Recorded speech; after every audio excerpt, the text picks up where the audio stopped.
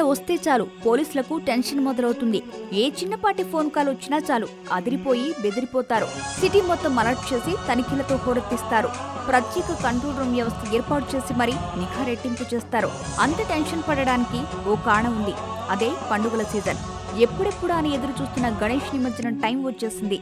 అల్లరి మూకలు రెచ్చిపోయే అవకాశం ఉందని నిఘా వర్గాల ఆదేశాలు అందాయి. నిమజ్జన ఘట్టాన్ని ప్రశాంతంగా నిర్వహించేందుకు అధికారులు తీవ్ర కసరత్తు చేస్తున్నారు. గణేష్ నిమజ్జనం భద్రతా ఏర్పాట్లలో ఈసారి 25,000 మంది పోలీసులను రంగంలోకి దింపారు. దీంతో పాటు అత్యాధునికమైన వైఫై బేస్డ్ సీసీ కెమెరాలు వినియోగించాలని నిర్ణయించారు. ఈ దృశ్యాలను క్షేత్రస్థాయిలో ఉండే అధికారులు తమ ట్యాబ్లోనూ చూసే అవకాశం కల్పించారు. మరోవైపు హుస్సేన్ సాగర్ వద్ద ఏ క్రేన్ ద్వారా ఎన్ని విగ్రహాలు నిమజ్జనమయ్యాయనేది ఎప్పటికప్పుడు తెలుసుకునేందుకు ప్రత్యేక యాప్ కూడా రూపొందించారు. ప్రస్తుతం నగర వ్యాప్తంగా ఉన్న సీసీ కెమెరాలు 20,000 అందుబాటులో ఉన్నాయి.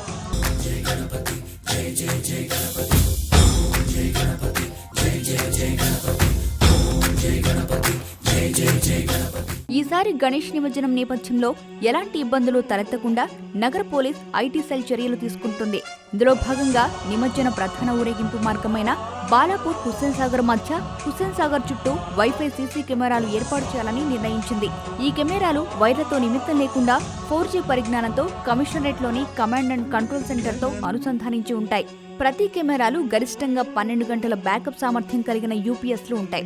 ఫలితంగా విద్యుత్ సరఫరా, వైర్లు తెగిపోవటం తదితరాలతో సంబంధం లేకుండా నిర్విరామంగా పనిచేస్తూనే ఉంటాయి. ఇక ప్రధాన ఊరేగింపు మార్గంలో 18, సాగర్ చుట్టూ 15 వైఫై బేస్డ్ కెమెరాలు ఏర్పాటు చేశారు. నిమజ్జనం ప్రారంభం నుండి 16వ తేదీ మధ్యాహ్నం వరకు పోలీసులు బందోబస్తులో ఉంటారు. ఇప్పటికే ఊరేగింపు సాగే ప్రధాన ప్రాంతాలను సిపి మహేందర్ రెడ్డి స్వయంగా పర్యవేక్షించనున్నారు. గణేష్ అయినా మిగతా గణేష్లైనా ఏదైనా కానీ ఆ మంటప ఆర్గనైజర్స్ కన్సెంట్, వారు ఎప్పుడైతే దాన్ని నిమజ్జనం చేయాలనుకుంటారో వాళ్ళకి కన్వీనియన్స్ని బట్టి వాళ్ళ కోఆర్డినేషన్లో వాళ్ళ యొక్క ప్లాన్స్ ప్రకారం దాన్ని నిమజ్జనం చేయడం జరుగుతుంది. ఇప్పుడు ప్రస్తుతానికి దాన్ని ముందుగా నిమజ్జనం చేస్తాము అని చెప్పేసి అక్కడ ఆర్గనైజర్స్ ముందుకు వచ్చారని తెలుస్తున్నది. డెఫినెట్గా వాళ్ళ కోరికకు అనుగుణంగా దాన్ని చేయడం జరుగుతుంది.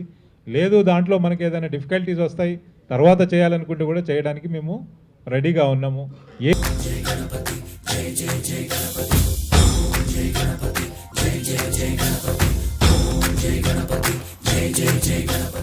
ట్యాంక్ బండ్తో పాటు నిమజ్జనం భారీగా జరిగే సరూనగర్ చెరువు వద్ద కూడా ప్రత్యేక ఏర్పాట్లు చేశారు. ప్రధాన నిమజ్జనం 15వ తేదీ ఉదయం 9 గంటల నుండి 16వ తేదీ మధ్యాహ్నం 2 గంటల వరకు సాగుతుందని అధికారులు అంచనా వేస్తున్నారు.